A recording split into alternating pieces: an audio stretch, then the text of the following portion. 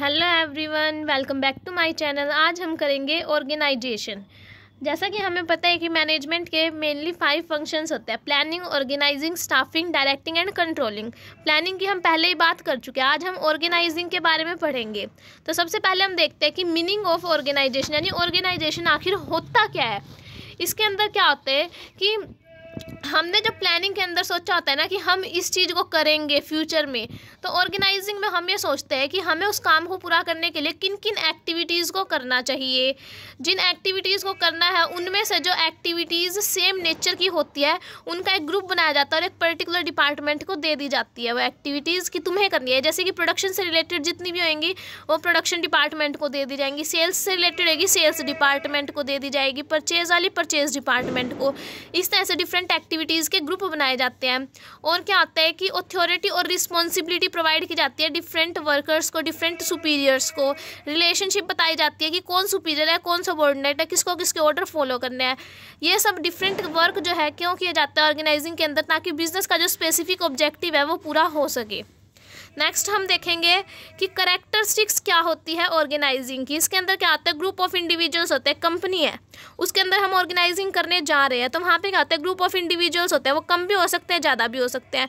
उन सबका एक लीडर होता है जो उन्हें लीड करता है, यानी क्या काम करना है, कैसे करना है, किस ऑब्जेक्टिव को पूरा करना है, वो उनका लीडर होता है। और मैनेजमेंट में ऑर्गेनाइजिंग का बहुत बड़ा हाथ होता है। जब तक ऑर्गेनाइजिंग नहीं होगी तब तक मैनेजमेंट अच्छे से नहीं हो सकती, क्योंकि यही नहीं पता होगा क्या काम करना है, किनको करना है, ग्रुप भी नहीं बनाए जाएंगे, अथॉरिटी रिस्पॉन्सिबिलिटी नहीं दी जाएगी, तो काम नहीं हो पाएगा। इसके अंदर अथॉरिटी दी जाती है, रिस्पॉन्सिबिलिटीज़, ड्यूटीज़ भी बताई जाती है कि तुम्हारे ये कर्तव्य बनते हैं जिन्हें तुम्हें पूरा करना है। एक स्पेसिफिक ऑब्जेक्टिव होता है कंपनी का जिसे पूरा करना होता है। ये एक फंक्शनल कॉन्सेप्ट है। ऑर्गेनाइजिंग जो है फंक्शनल कॉन्सेप्ट है, क्योंकि इसके अंदर हमें डिफरेंट फंक्शंस करने पड़ते हैं। लाइक एक्टिविटीज़ को ग्रुप करना पड़ता है, अथॉरिटी रिस्पॉन्सिबिलिटी प्रोवाइड करनी पड़ती है सुपीरियर और सबॉर्डिनेट्स को। नेक्स्ट रहेगा कि एडवांटेज क्या है। ऑर्गेनाइजेशन अगर हम अच्छे से कर देता है उसका बिजनेस को क्या फ़ायदा होता है। हमारा ऑर्गेनाइजेशन का जो ऑब्जेक्टिव है वो अच्छे से पूरा हो जाता है।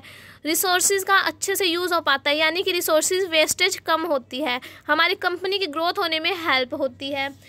जब सारे बंदों को अपने अपने काम का पता है कि उन्हें क्या काम करना है, तो वो अच्छे से क्रिएटिविटी के साथ और इनोवेशन के साथ करेंगे। इट मीन्स कोई नई चीज़ लेकर आएंगे, नई चीज़ों का आविष्कार करेंगे, काम को करने के आसान तरीके ढूंढेंगे ताकि बिजनेस का प्रॉफिट इंक्रीज हो, कॉस्ट कम आए। इफेक्टिव कम्युनिकेशन हो पाएगा। जब किसी को पता है कि सुपीरियर कौन है, सबॉर्डिनेट कौन है, तो वो अपनी लिमिट के अंदर रह के बात करेंगे। उसके बाद अच्छा रिलेशन बनता है लेबर और मैनेजमेंट के बीच में। जब ऑर्गेनाइजिंग के अंदर हमने ये बता दिया कि किसका क्या काम है, तुम्हें ये काम करना है, तो वहाँ पे लड़ाई झगड़े कम होंगे। इट मीन्स लेबर और मैनेजमेंट के बीच में रिलेशनशिप अच्छी रहेगी। नेक्स्ट रहेगा कि एम्प्लॉय सेटिस्फैक्शन इंक्रीज होती है। हर एम्प्लॉय को अपनी राइट्स ड्यूटीज़ का पता है और वो अच्छे से अच्छा उन्हें एनवायरनमेंट प्रोवाइड किया जा रहा है, अच्छे से काम कर पा रहा है, तो उनका वर्क सेटिस्फैक्शन इंक्रीज होता है, बढ़ता है। और एम्प्लॉय टर्नओवर कम हो जाता है। जब एम्प्लॉय सेटिस्फाई है तो वो अपनी कंपनी को छोड़ के जाएगा ही नहीं। इस तरह से टर्नओवर उनका जो है वो कम हो जाता है।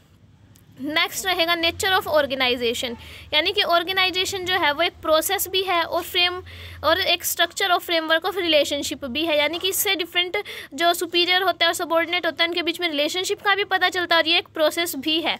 देखते हैं कैसे। जैसे कि ऑर्गेनाइजेशन एज ए प्रोसेस कैसे है ये। फर्स्ट पॉइंट रहेगा determining activities necessary for the accomplishment of the business objective. हमें ऑब्जेक्टिव को पूरा करने के लिए किन किन एक्टिविटीज़ को करना है वो ऑर्गेनाइजेशन के अंदर बताया जाता है। और क्या होता है कि जो इंटर रिलेटेड एक्टिविटीज़ होते हैं, पहले डिफरेंट एक्टिविटीज़ सोची जाती है, फिर जो रिलेटेड होते हैं उनका ग्रुप बनाया जाता है, डिफरेंट पर्सन्स को ड्यूटीज़ दी जाती है, पावर दी जाती है, और उनके बीच में कोऑर्डिनेशन एस्टेब्लिश किया जाता है। इस तरह से ऑर्गेनाइजेशन जो एक प्रोसेस है, इन स्टेप्स को फॉलो करता है, तभी जाके ऑर्गेनाइजेशन जो है वो पूरी हो पाती है।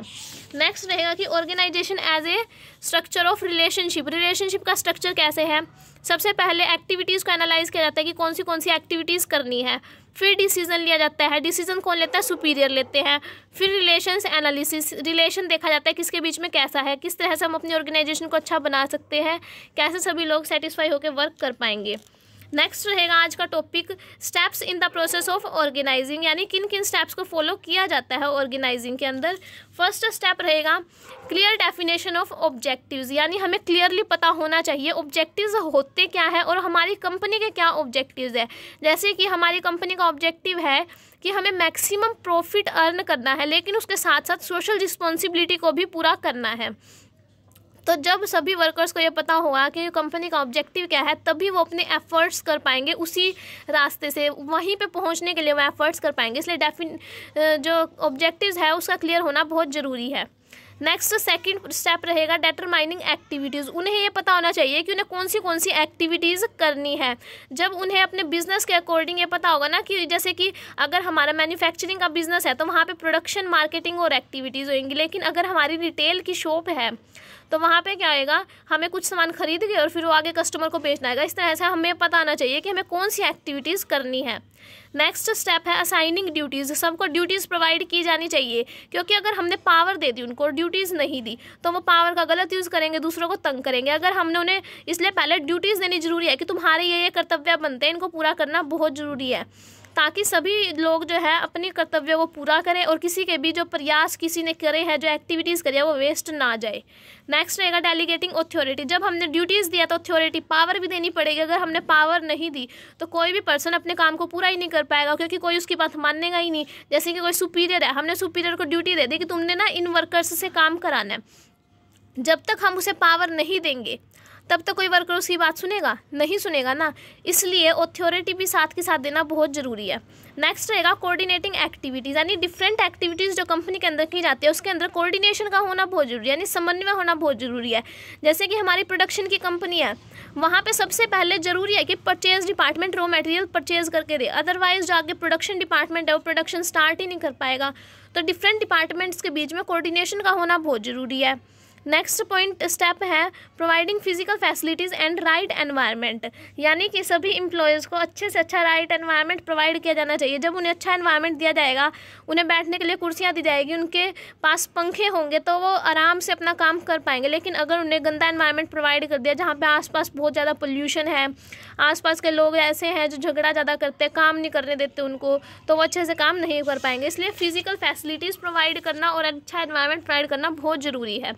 नेक्स्ट स्टेप है establishment of structural relationship for overall control, यानी कि स्ट्रक्चरल रिलेशनशिप का होना, यानी कि उनके डिफरेंट जो हमारी कंपनी में वर्कर्स काम कर रहे हैं उनके बीच में रिलेशनशिप एस्टेब्लिश करना बहुत ज़रूरी है कि ये सुपीरियर है, सबऑर्डिनेट है, ताकि जो सुपीरियर है वो डिफरेंट वर्कर्स पे कंट्रोल कर पाए, उनकी एक्टिविटीज़ को मेज़र कर पाए कि किसने अच्छा वर्क किया है, किसने नहीं किया, और जिसने अच्छा वर्क नहीं किया उनको बता पाए कि तुम्हारे काम में ये कमियां, और इस तरह से हम अपनी कंपनी के अंदर कोऑर्डिनेशन ला सकते हैं। तो ये 7 स्टेप्स को फॉलो करके ऑर्गेनाइजिंग की प्रोसेस को कंप्लीट किया जा सकता है। ऑर्गेनाइजेशन करना ईजी हो जाता है। ऑर्गेनाइजेशन के अंदर बेसिकली क्या आता है कि डिफरेंट एक्टिविटीज़ को डिसाइड किया जाता है कि कौन सी एक्टिविटीज़ करनी है, फिर उससे रिलेटेड ड्यूटीज़, रिस्पॉन्सिबिलिटी और अथॉरिटी दे दी जाती है वर्कर्स को, ताकि डिफरेंट एक्टिविटीज़ में कोऑर्डिनेशन एस्टेब्लिश करके कंपनी का ऑब्जेक्टिव जो है वो अचीव हो सके। तो नेक्स्ट टॉपिक जो है ऑब्जेक्टिव्स ऑफ ऑर्गेनाइजिंग, वो हम करेंगे नेक्स्ट वीडियो में। आई होप गाइज आप सभी को आज का टॉपिक समझ आया होगा। समझ आया हो तो वीडियो को लाइक कर देना, चैनल पे नए हो तो चैनल को सब्सक्राइब कर लेना। Thank you.